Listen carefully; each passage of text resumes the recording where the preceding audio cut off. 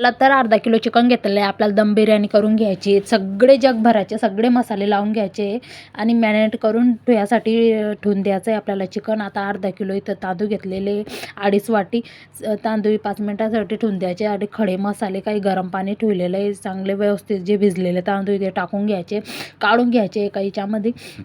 आणि खडे मसाले टाकायचे, चांगला लालसर कांदा भाजायचा आहे, सगळे टाकून घ्यायचे मसाले. परत 2 टमाटर सगळे आणि 10 मिनिटासाठी शिजवून घ्यायचं आहे चिकन. चिकनला काही जास्त वेळ नाही लागत.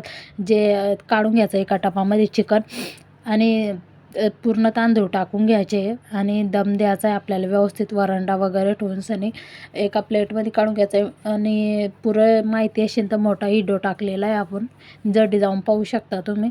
आता चांगला दब दिलेला आहे, एका प्लेटमध्ये काढून घ्यायचं आहे आणि कशासोबत पण खाऊ शकता, कोशिंबीरसोबत. आणि सबस्क्राईब करायला विसरू